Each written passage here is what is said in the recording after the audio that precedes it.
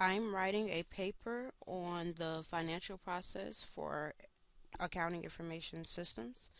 And the first place I will look for information is my class textbook. To get to the class textbook, I would just access it online.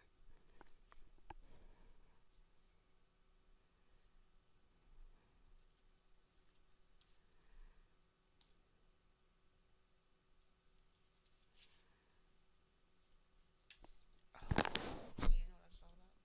I have to log in. This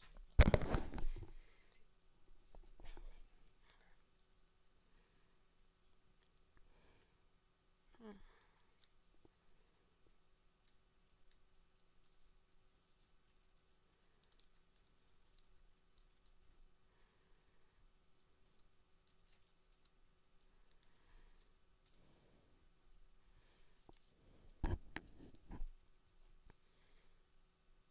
I know that the financial process is a specific chapter within the textbook. So once I get in, I would just go to that chapter.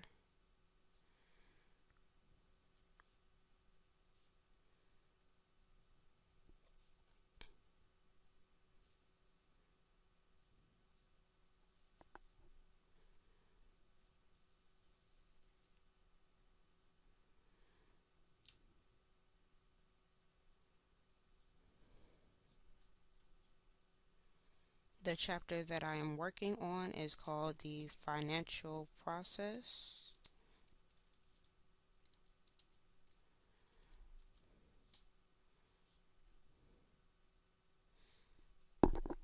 My paper includes any topic that I deem interesting within the financial process. So I would go through this chapter, note the learning objectives, and then go to the end of the chapter and check the key terms, make sure I understand everything.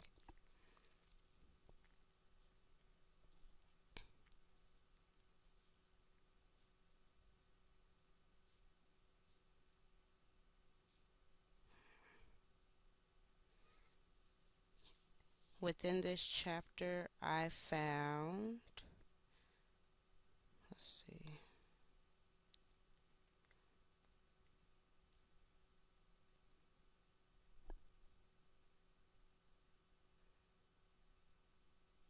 responsibility reporting to be interesting.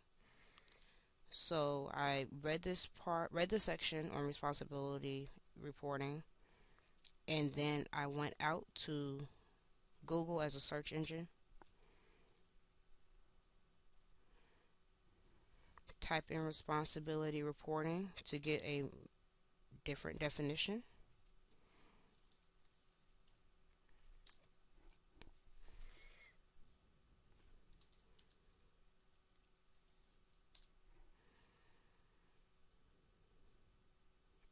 Mm.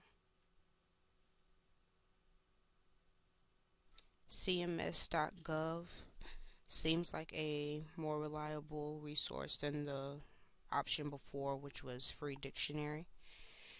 So I would choose that one and control find the word responsibility reporting.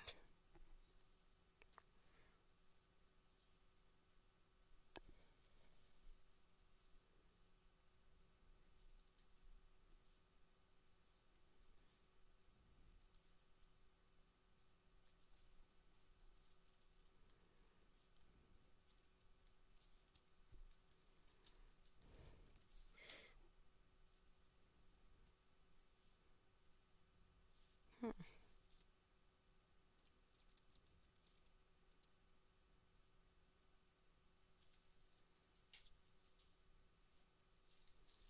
And since that phrase is not found within this um, source, I'll go back and try to find another one just so I can get a real definition.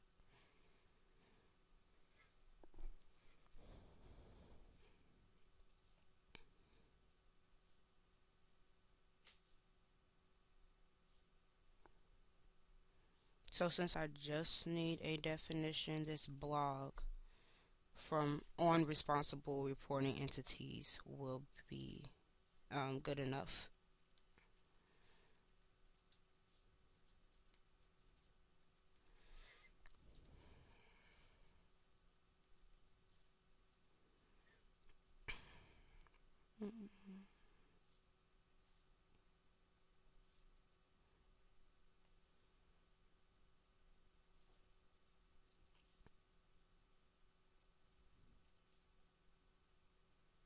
So with this project, I have some liberty on what I actually do the project on. So within responsibility reporting, I wanted to take it to a actual company and see how they do it. I chose AT&T as the company, so I would go back to Google as my go-to search engine and type in responsibility reporting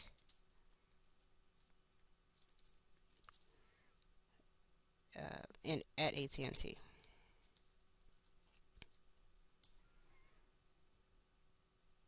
And what comes up is AT&T's actual website.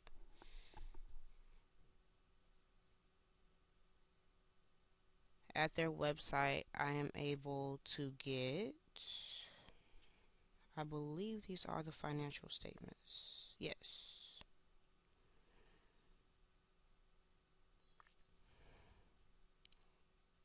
Right. Yeah.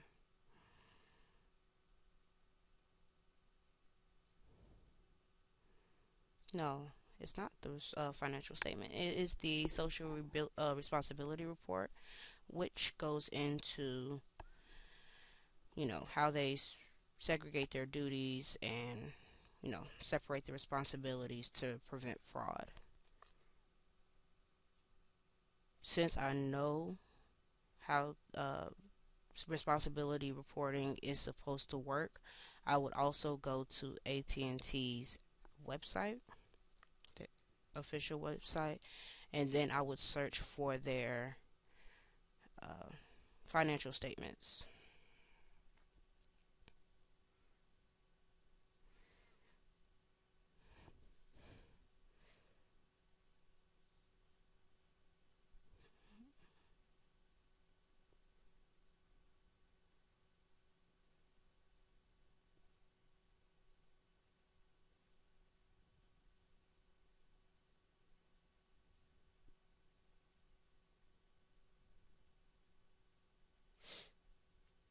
And once I find their financial statements, I would look through it and I would look at the segregation of their reporting within the different financial statements.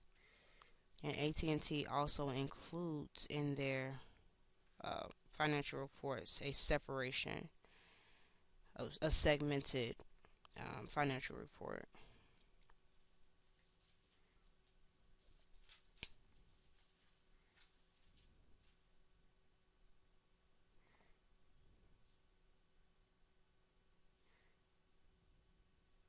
Hmm, let's see.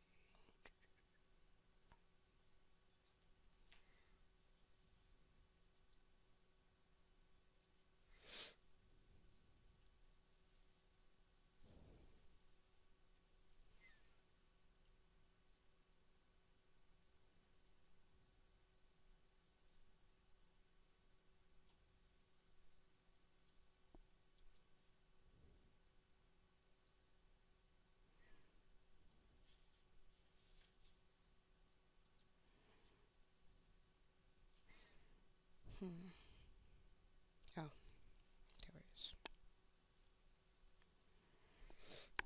And then once in the financial reporting,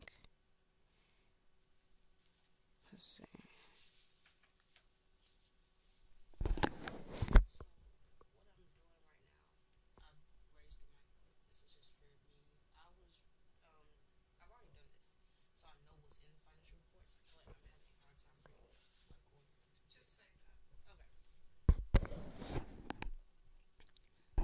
So I have already done this report and I'm having a hard time right now finding the financial statements.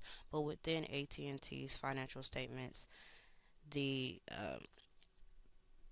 statement of cash flows and all the other financial statements are broken down within segments, and each segment mentions how they report report to a certain manager. But after finding that information, I would go back to my textbook, and within responsibility reporting, I would take the main points, which are to make sure you have segregation of duties and make sure that there's different requirements. So I would just compare how AT&T's financial reports come out and how they explain how everything is segregated and compare it to what is supposed to be done, and then do a see if they're doing what they're supposed to be doing, if there's anything that can be done better. Um, and that is how I would do that report.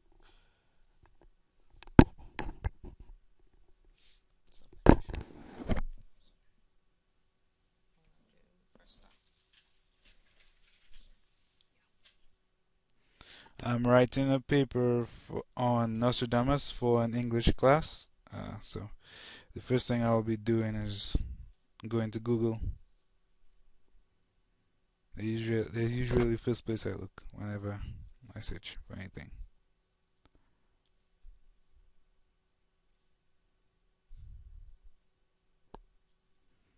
Nostradamus.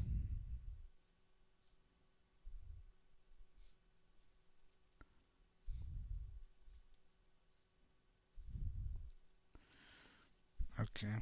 Now I'll I'll usually go to Wikipedia just to read up about it, just to get a general feel for the subject, because I don't usually use anything from Wikipedia, because usually anything from Wikipedia is not credible, and if you put down a paper, you'll usually get a bad grade for that. So I do not use Wikipedia, but it's a good place to learn like a general feel for whatever subject. And I did Nostradamus, so okay. Next,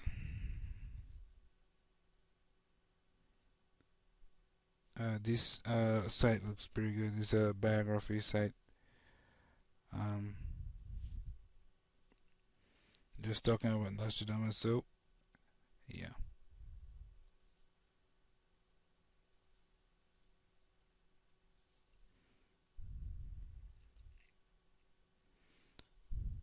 So I'll open up a Windows document and start typing. This is wrong, right? Right. Right? Right. Right? Right. Is that a yes or a no? Yeah, Mm-hmm. a similar yeah ad plane or something. So yeah, so usually when I go to sites and I see pop-ups like that, I usually don't use them, because usually sites with pop-ups is usually not credible sites. So yeah, I'll go to another site and look up his biography there.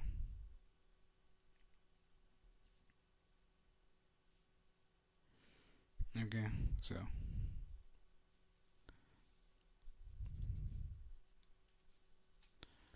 uh, first thing I'll do is type up a little bit of about his biography. I'll copy a little bit, copy and paste it, then edit it to paraphrase it to make it look a little, not like I plagiarize somebody stuff. So all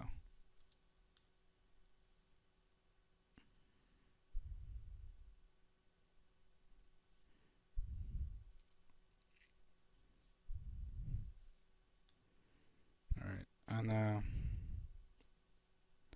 there's a site that I use called Easy Bio. It's a site for citing websites and stuff like that.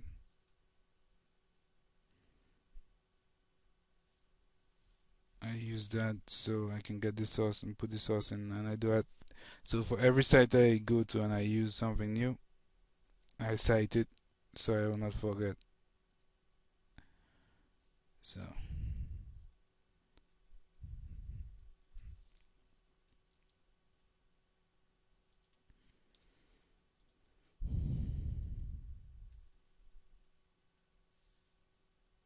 Okay, and then just paste this, and then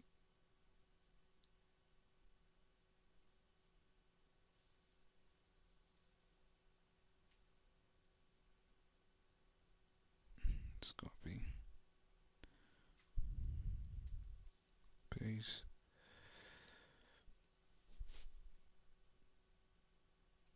Okay, and now I'll just copy that citation they give me,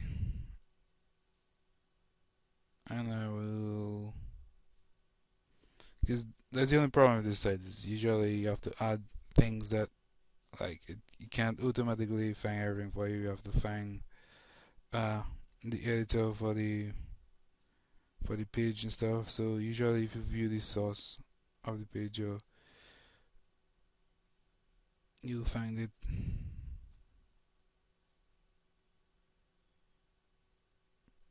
But I would not use that because as I was scrolling down, I noticed that it say that they retrieve the information from Wikipedia. So that'll essentially be the same information that I don't want to use, which can be found on Wikipedia. So I'll move on to another site.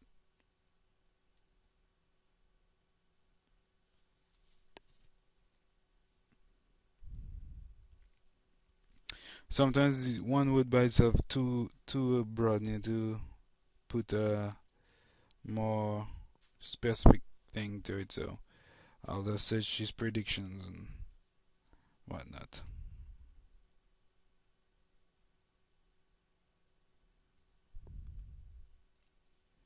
So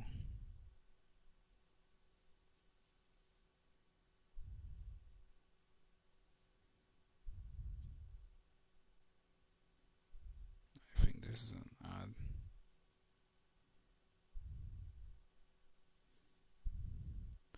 Okay, so this seems like a pretty legit site. So I will be using it.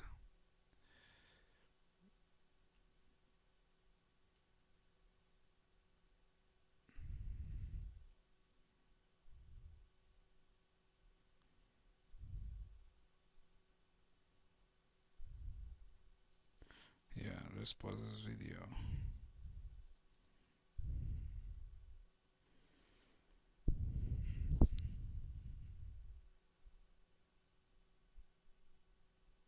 So I'll just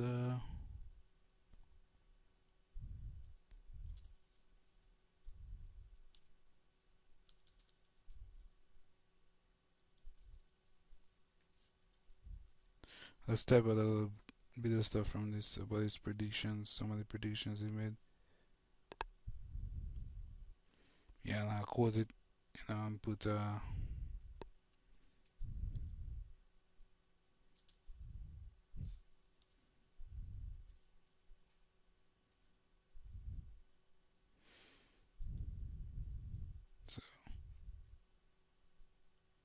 I'll just write.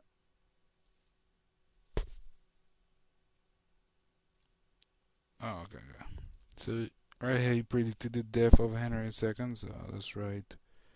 Um, Nostradamus is one of the world's most famous authors of prophecies. I'll put like one one of his most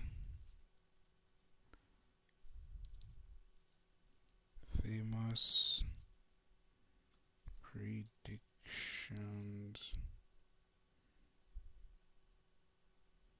predictions was the death of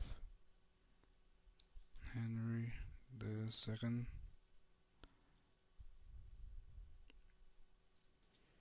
And I'll just copy the code he made.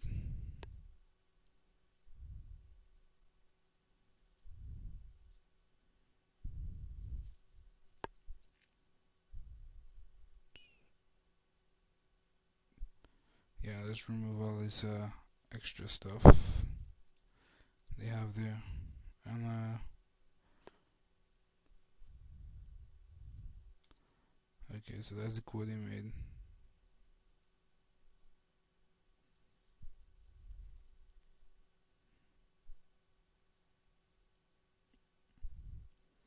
and this is what I translate to. So I have okay, Nostradamus is one of the world's most famous authors of prophecies. One of his most famous predictions was the death of Henry II. The lion will overcome the older one, and then I'll just write whatever I translate to. So, which,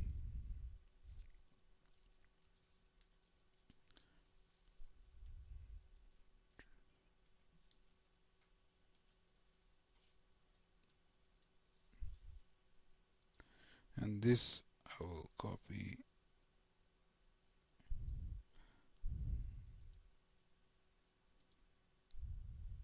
What happened to? I'll copy what happened to Henry, and place it as what like it translated to. So,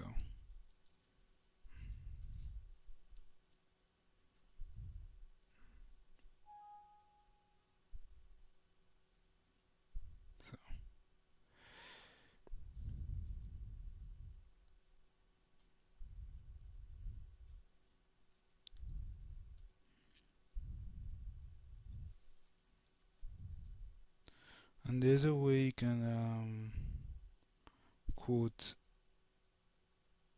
paraphrase, like quote from the site. Inline quotes and stuff like that. Let me just see.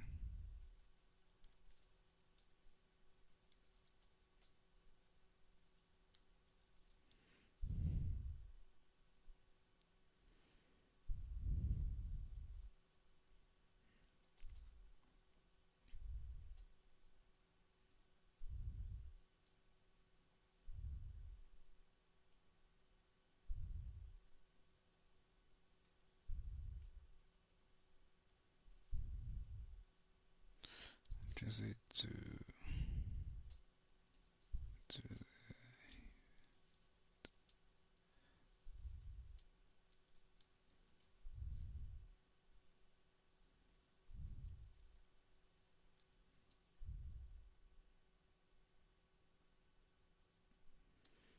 Henry. Henry's death.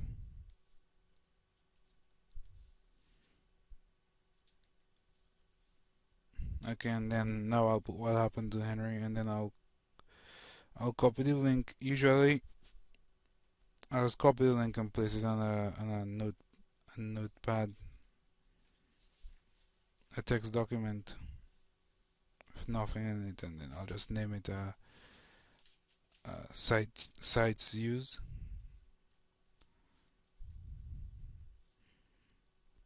and just paste the website I use in there. So later I can cite that website.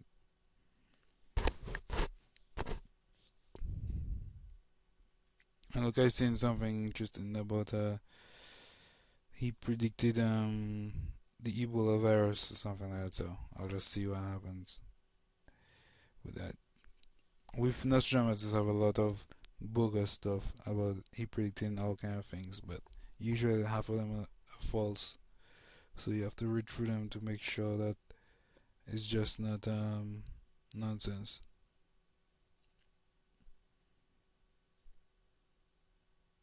And just from this the way the site look, I can tell that that site was it might be good because they have they have like rights reserved. They have a CEO and all the information about their company down there. So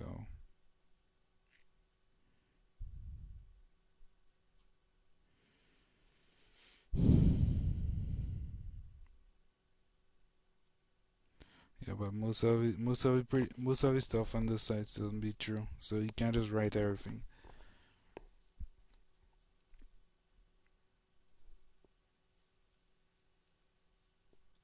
Okay.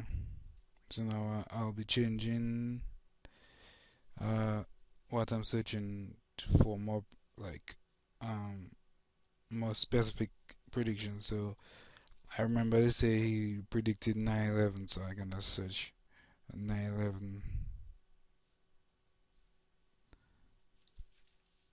and then some information will come up about that. search about that, and I'll copy some of the information to a text document so I can read through later.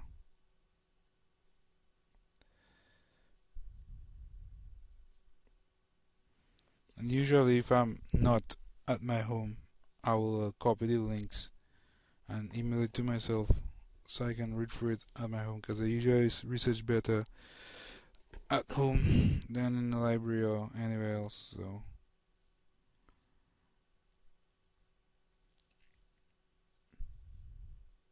but it never hurts to cite everything that you want to use before you even use it. Okay. Hmm?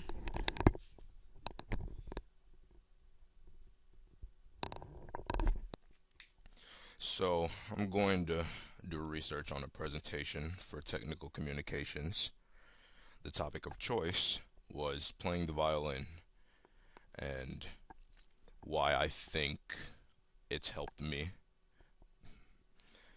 So the first thing I'm going to do is I'm going to think about what I know already. I've played it for 6 years. Well, sorry, I played it for 9 years. 6 years in an orchestra. So I have a pretty solid idea of where I'm going to go with it. But obviously, I want to supplement that with some kind of research. So, what I'm going to do first, I'll just go to Google. And one thing I try to do from here is I go into the theory aspect of why I play the violin, not necessarily talking in musical jargon, but why I'm playing it. So, I'll just type in benefits of playing the violin. And there are a few. This is a blog, we don't really want that. And then there's a few websites. 6 benefits of music lessons for child development, intellectual development. Let's go with that. Develops academic skills, physical skills, social skills, refines discipline and patience. That's a big one. That's a really big one. Especially when you're playing the violin. You have to be really, really meticulous about it. The slightest where you put your fingers matters, because if you put your fingers anywhere else, it's not going to sound the way you'll want it to sound. So you have to be really, really patient. You have to really, really work at it to get what you're looking for. What else do they have there? They have it boost self-esteem. You feel good about it when you play it. It's something that not a lot of people strive for. There's not much of an appreciation of the arts, so it's definitely it's definitely a plus to have.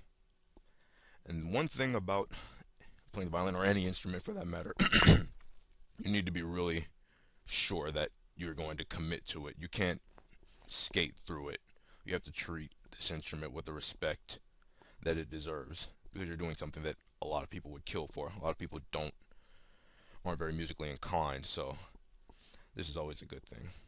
I'm going to go back here. I'm going to look for another one. They have benefits to playing the violin, benefits of not practicing any day, advantages and disadvantages, wonderful effects, calories burned. That's an interesting one. What else do they have here? Benefits of playing an instrument. This is a good one. This is another good one.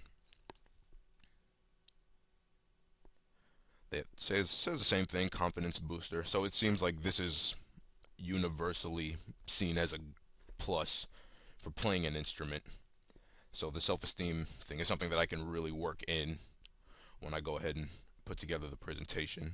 They also have here the greater intelligence over time, which may or may not necessarily be true. That might be more subjective, but that's another one that I'm seeing across the board here. They have perseverance here, which is a very, very good one. What else do they have here? Helps you multitask better. You had a good memory of recalling the music you're playing. That's another one, especially when you're playing the violin. You're working muscles in your fingers that you don't normally work, and as a result of that, muscle memory becomes very, very important, and it allows you to translate the meticulous nature of playing the violin into actually doing research. Because then you go, okay, does this work for me? And if not, what is it about this that's not working for me? I'm going to go back and look for some other articles here. How playing an instrument affects your brain. That's another one. I'm going to make this more broad. I'm going to type in benefits of playing an instrument. That'll probably help. How playing an instrument affects your brain. 18 benefits of playing a musical instrument. Seems like a good one, so I'll click it. It comes up. It says here it increases your memory capacity, refines your time management and organizational skills. That's a very good one because as a result of the amount of work that I've put into playing the violin, I don't put anything off. I do everything as soon as I possibly can. What else? Enhances coordination, mathematical ability, counting. That's huge, huge, huge, huge, huge, huge when you're playing an instrument. You need to know how to count. Sharpens your concentration, exposes you to cultural history. It's good. It makes you more multifaceted, and you're a lot less self-centered in a way where you have to look outside of what you're used to. Boosts your listening skills, teaches you discipline, elevates your performance skills, and reduces stage fright. This one doesn't really work for everybody in my experiences. As for me, I have no problem speaking or performing in front of a crowd, but for a lot of people, it's a really, really nerve-wracking thing. But you just have to relax, and if you prepare well enough, then you'll be more than ready. Increases responsibility, reading and comprehension skills, enhances your respiratory system, promotes happiness in your life. So that happiness, self-esteem, that seems to be a big one. So I can spend a lot of the time that I spent presenting this project on that and how just the way music makes you feel in general. What else do we have here? A USA Today article, National Geographic article, Live Science. That might be a good one. Is playing a musical instrument good for your health?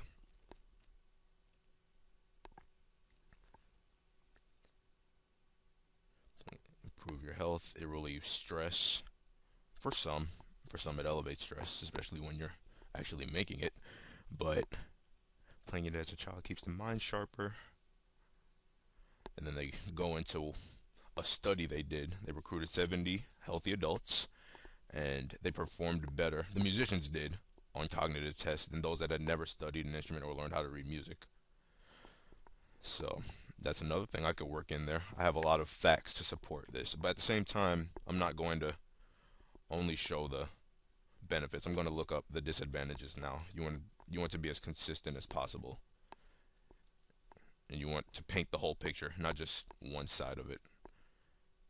Disadvantages of playing an instrument.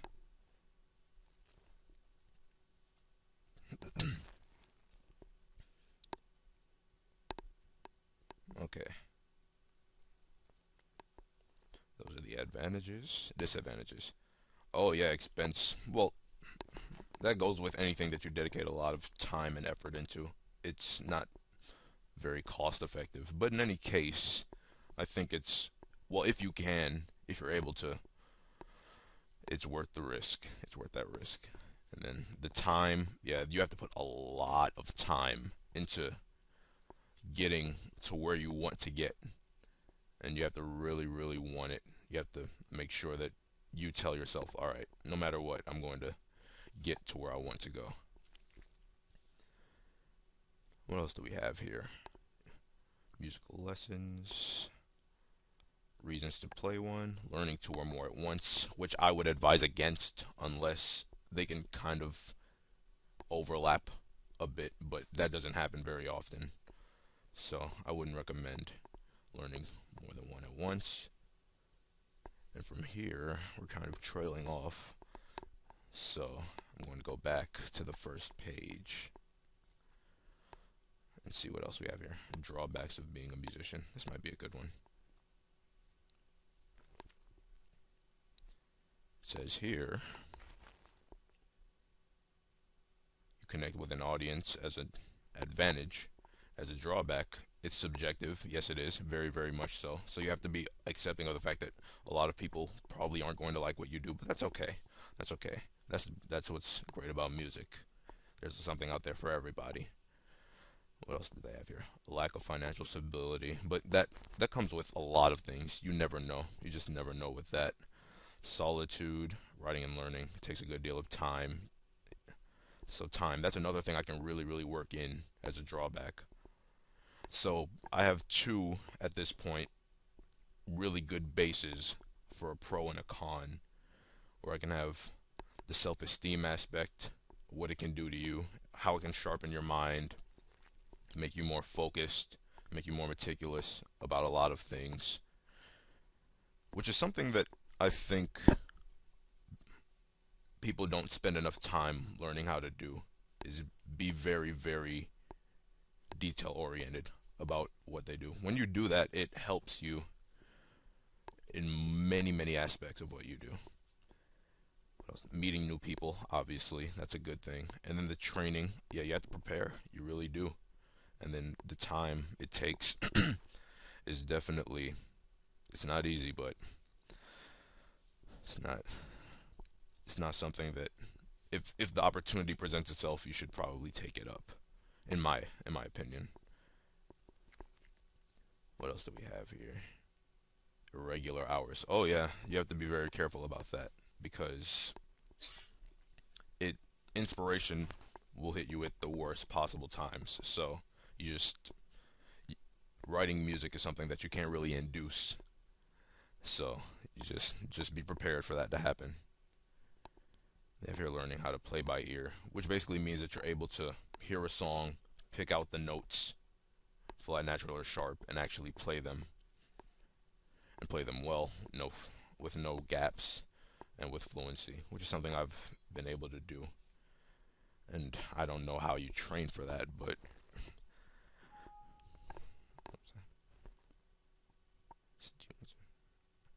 should left-handed players have benefits of learning to play. So I'll look for more advantages and disadvantages at this point because I'm only scratching the surface. I only have 7 to 10 minutes to talk about it, so I can't really. But the thing about it is, since I have the experience, it makes it easy for me to conversationally talk about how, excuse me, about how it's helped me. So it shouldn't be too bad. But at the same time, you still want to do the research just to support yourself. And then you want to counter that with some of the disadvantages so that you're painting the whole picture. And so no one gets tripped up when they try to go into it and they realize that there's a lot more that goes into it. So that's always being consistent. Something you always want to do. Nothing. Besides a lot more. The role learning. This is about improvisation, which is an entirely different aspect of being a musician. And then I'll look up another article here. So far, I have two that I really, really liked. I like the live science one with the statistics that they have, and then they have one from the orchestraacademy.org where they talk about, and then they have one. Another, I'm not really going to use this one though. This isn't really a credible source. So let's see this one.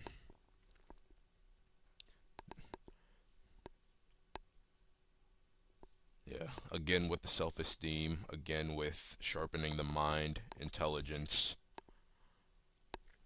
So I think those are the things that when you see that, when you go to article after article after article and you're seeing things that keep jumping out and that are consistent across all of them, those are the ones that you should probably pull out, write down, and try to expand on.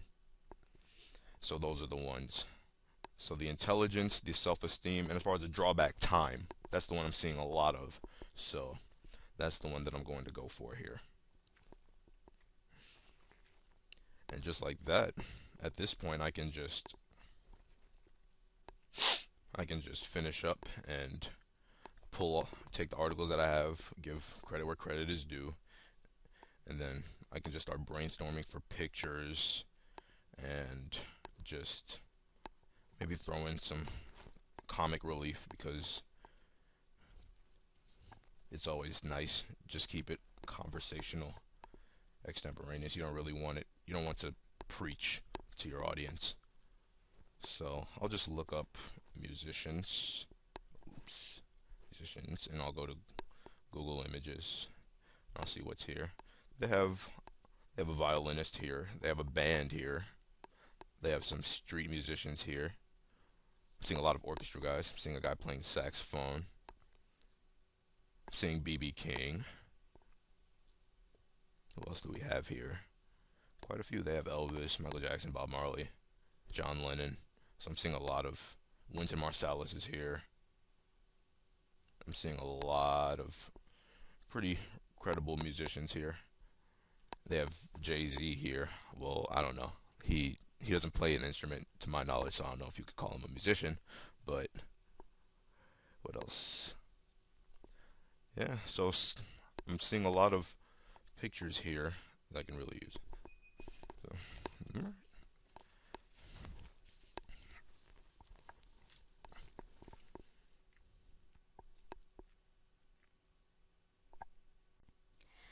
I am writing an annotated bibliography on the design and structure of plantation homes, specifically the big house, in southern or on all plantations for my FYE class, The Meaning of Place.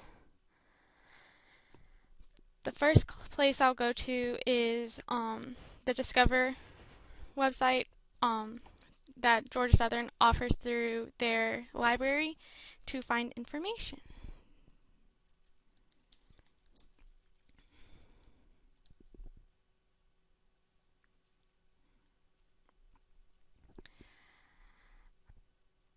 I go here for the scholarly articles primarily in their full texts, and I will start with just searching for keywords of plantation houses and seeing what I find and click full text only and scholarly journals only.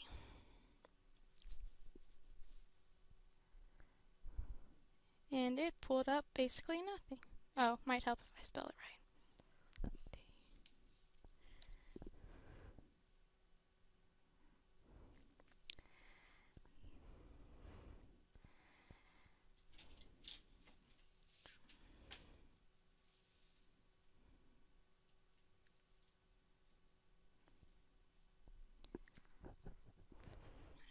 Make it all the right kind of sources.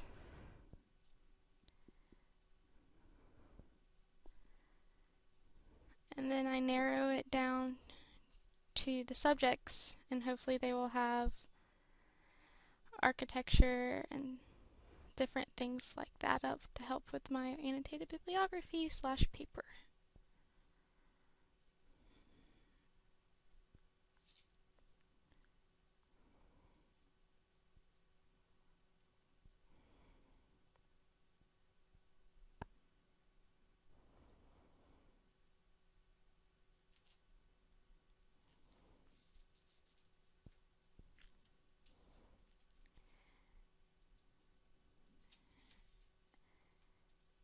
And for the topics that I've selected are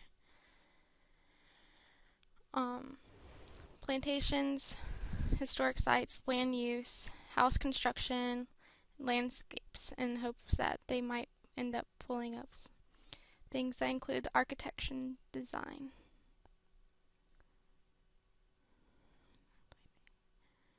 And I scroll through looking at the subjects of the different sources and find something that seems to relate, like the house construction. And then I download the full PDF.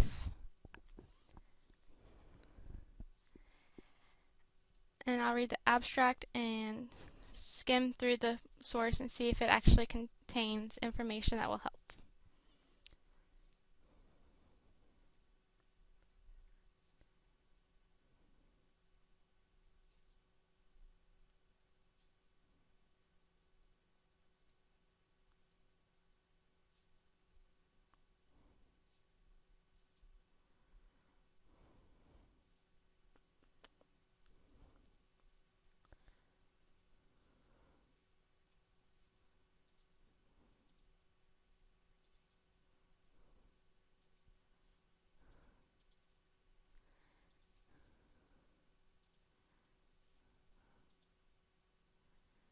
This really did not have any information that could help me, so I will try another source.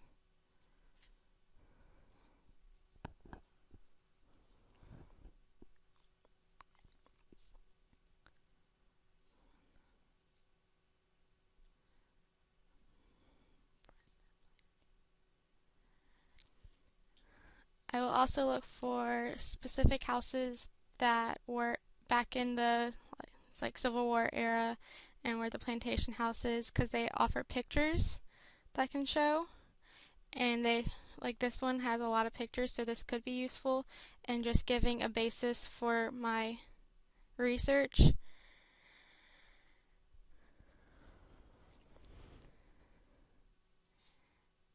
And then this source looks like it will be fairly helpful in some kind of way, and I will take the MLA source and put it MLA citation and put it in a Word document so I can keep up with it. It also will give me, if I need to come back to the source to print it off, a way to find it again.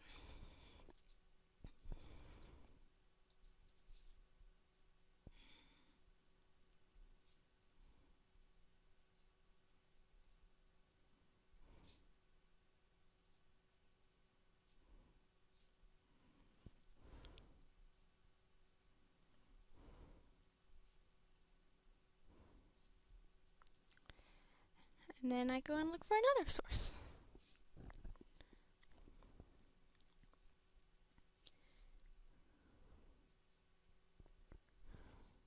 This one has architectural reform in the antebellum South, so that seems like it may prove useful.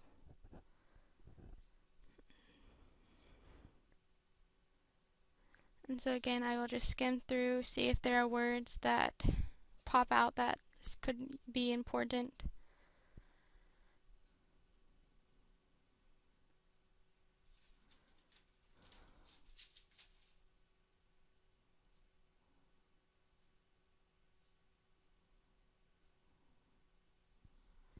And what I might also do, because this also has to do with agricultural and architectural, I'll download the full PDF, and it may or may not work, but try to search the document for specific words.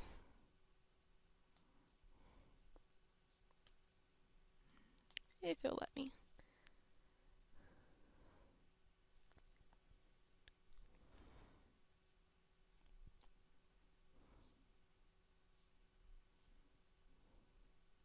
It's loading.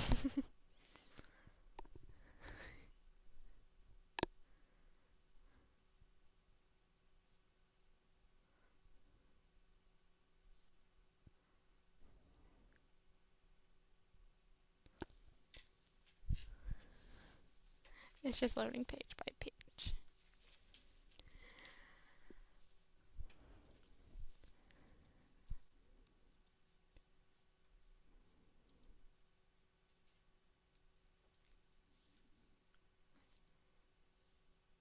And this could provide a more or less, maybe not an opposition, but a different way to look at the houses, because this wasn't your traditional plantation house.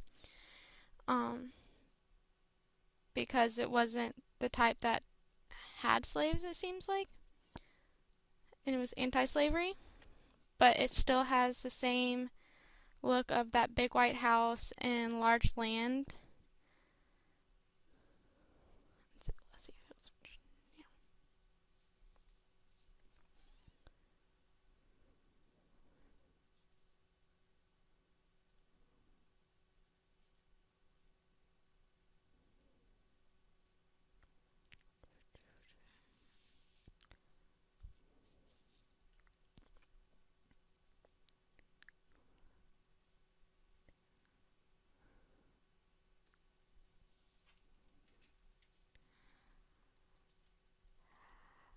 I'm going to take down the citation for this source, but it may or not prove useful, because a great deal of it is for agriculture versus architecture, but it does have a little bit about the difference in the housing.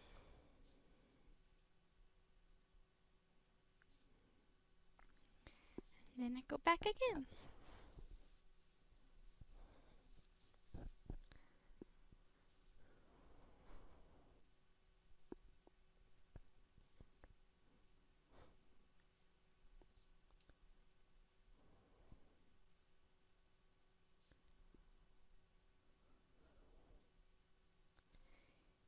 Here is another one that is a specific plantation house. But these typically go into detail about sources I found similar to this, go into detail, but this is a book review that does not offer a lot of information, so it is not a source I would want.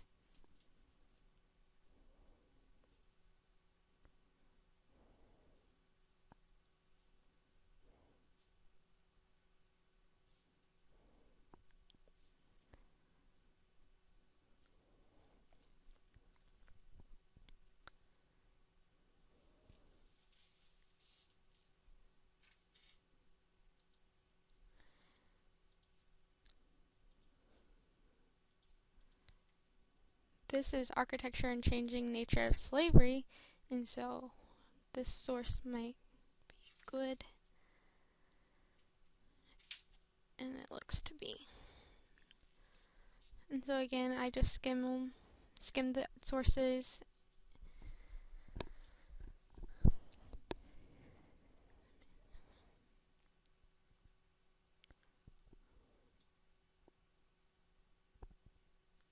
And it has lots of pictures, which again can help back up or support the design and architecture of plantation homes.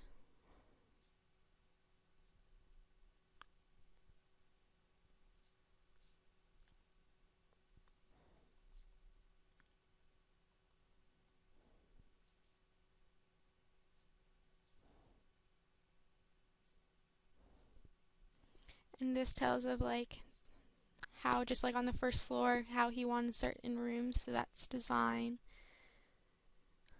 And like a bedchamber and nursery. And it even has a floor plan of his mansion. So this is a credible source that involves a great deal of information and images to support the information and provide, in case you're a visual learner, another way. So again, I will take the source, the MLA source, citation of the source, and put it in a Word document so that I can keep up with the sources.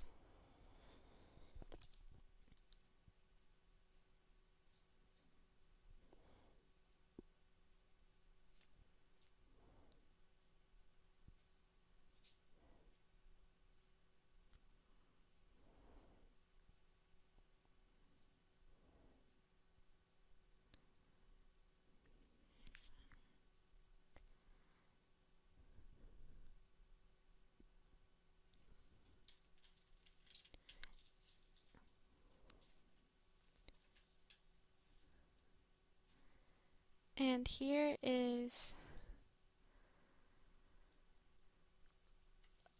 a source that contains a great deal of pictures that a university has changed a plantation into an exhibit.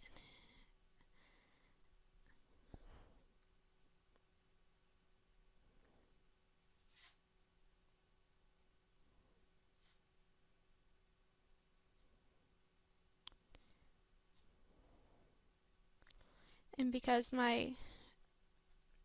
though the sources are for the annotated bibliography, the overall presentation can be a paper or a project, poster board, like any type, the pictures will offer a great deal of help. And so again, cite the source, take the cite of the source.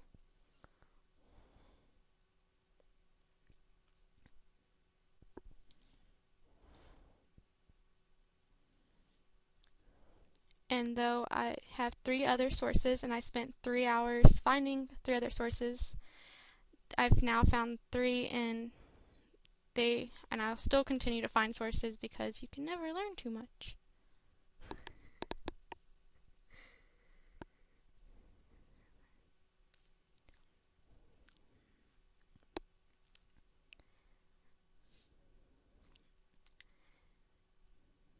and I find it important to look through like the subjects of the along the title of the articles or sources, the subjects, because some will look interesting and then you find their reconstruction, and that does not help with my going back to the time era that I'm looking at.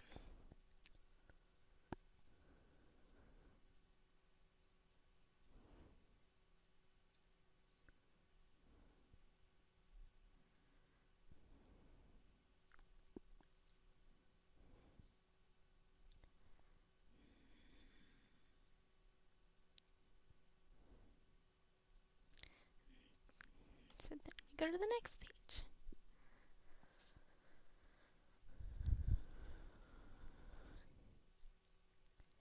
And it seems I have gotten through most of the ones that would be used.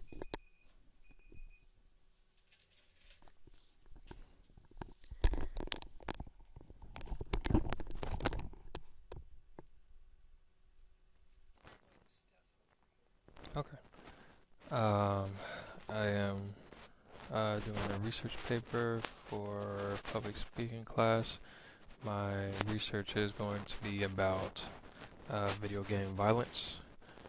I'm starting off opening up Microsoft Word so that I can put in any websites that I get my research from. I'm putting in, I'm labeling web for inserting any sites. Now I am opening up Google Chrome,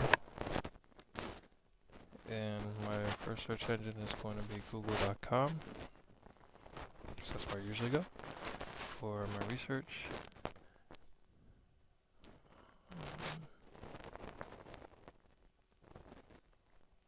Let's see.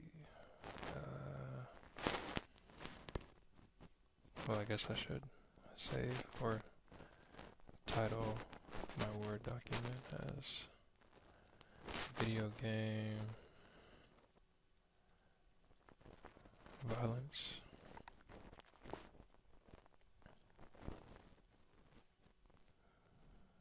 My first search with the keywords I put in is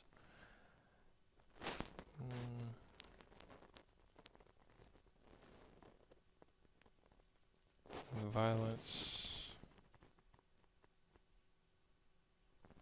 violence with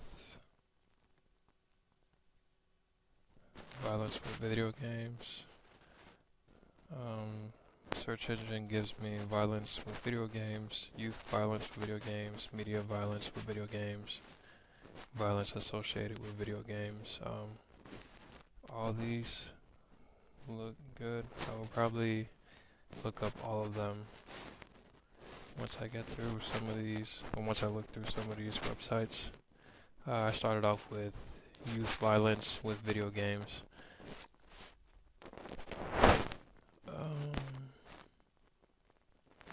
Let's see.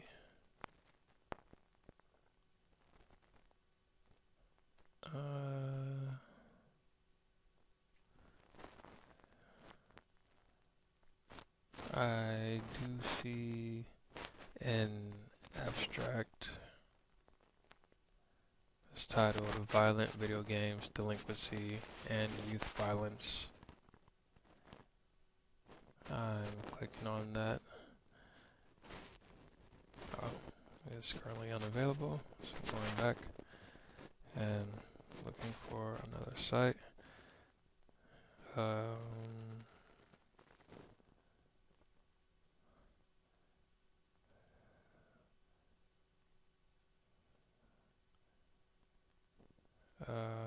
I'm looking at another link from University Star.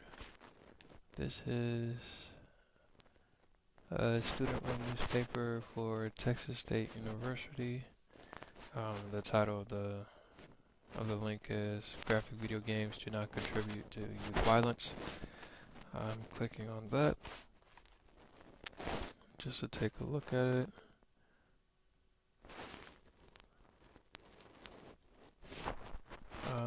This article is written by Ryan Pittman.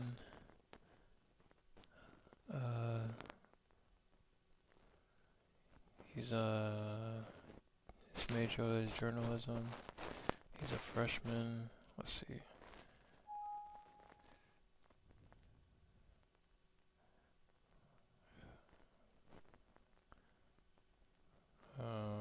There's I do not see a date on this article.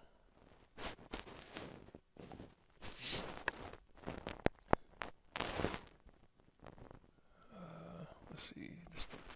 Reception students. Hmm.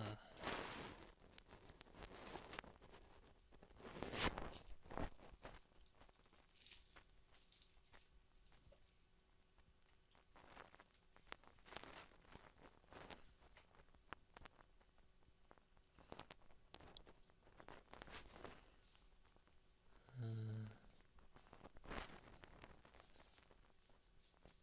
I'm not seeing much fact or I'm not seeing much fact or proof in this article. I'm more so seeing Ryan Pittman's opinion on video game violence. So I'm gonna go back and look for another site.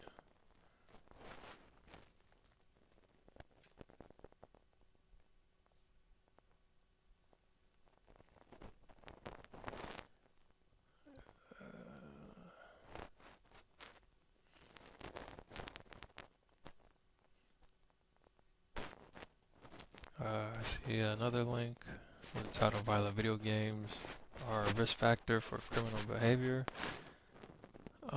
This Iowa State University of Science and Technology. Let's see. I'm gonna click on this link, give it a look. This Iowa State University News Service. This was posted March 26, 2013. Title Violent Video Games are a risk factor for criminal behavior and aggression. Let's see.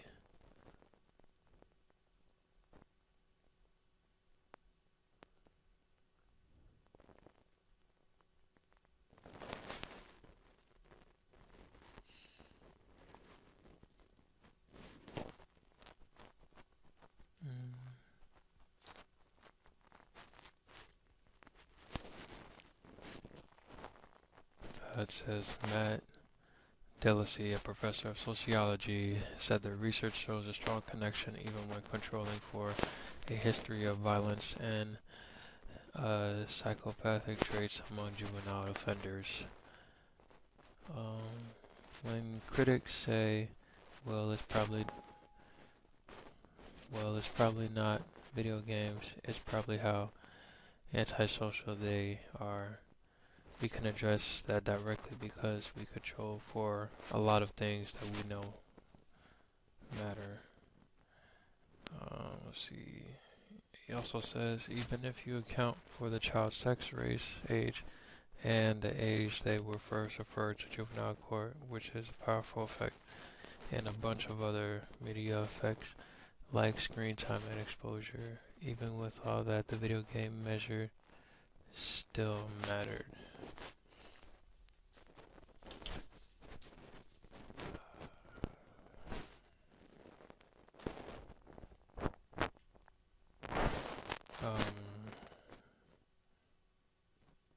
Let's see.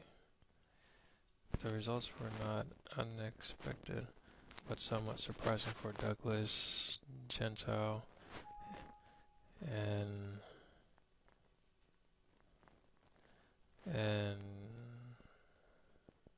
what was I? an associate professor of psychology who has studied the effects of video game violence exposure and minor aggression like hitting, teasing, and name calling.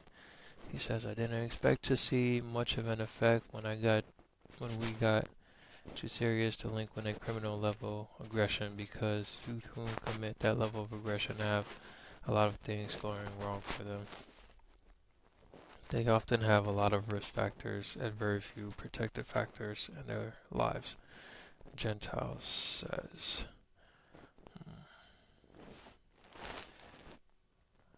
What does this mean for parents? As if right now, this site seems credible just because it's from professors who actually done research on the subject at hand.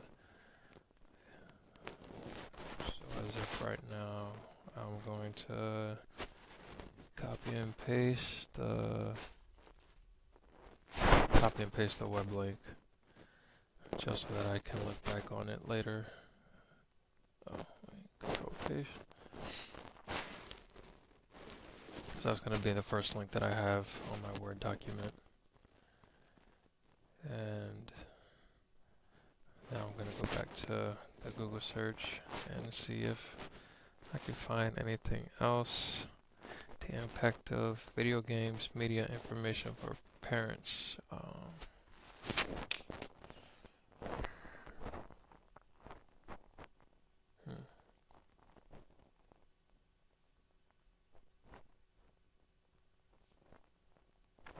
Video games do not make vulnerable teams more violent. I guess this link counters what Professor Gentile, what his point was. So I'll look at this link, www.springer.com. It was posted by Heidelberg, August 26, 2013.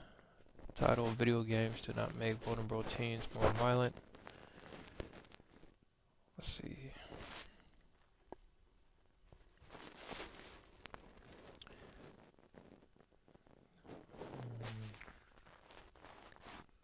According to Christopher Ferguson of Stevenson. Okay, so this is another article where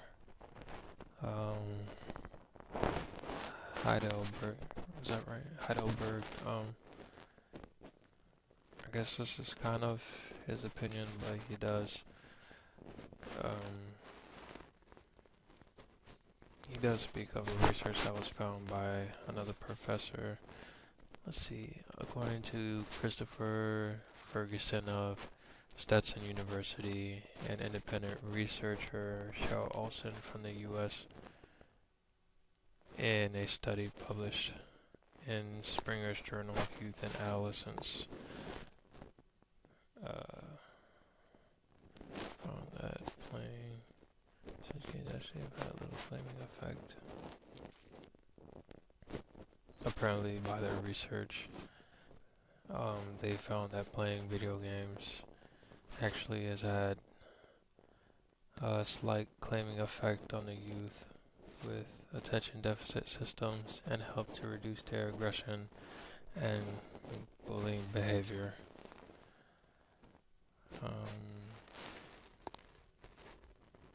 States that Ferguson and Olson studied 377 American children, on average 13 years of age, from various ethnic groups who had clinically elevated attention deficit or depressive symptoms. The children were part of an existing large federally funded project that examines the effect of video game violence on youth. Let's see. So far,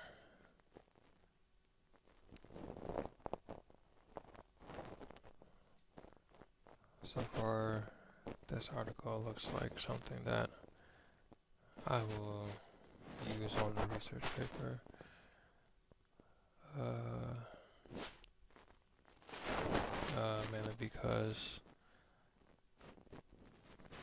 mainly because the research that were done was from professionals, a professional researcher and a professor from a university. Is mainly where I get all my information from. Is and my credibility from professors that's actually done the research. Let's see. Ferguson and Olson's findings do not support the popular belief that violent video games increase aggressions in youth who have a predisposition to mental health problems. The researchers found no association between the playing of violent video games and subsequent increased delinquent criminality or bullying in children with either clinically elevated depression or tension. That's it.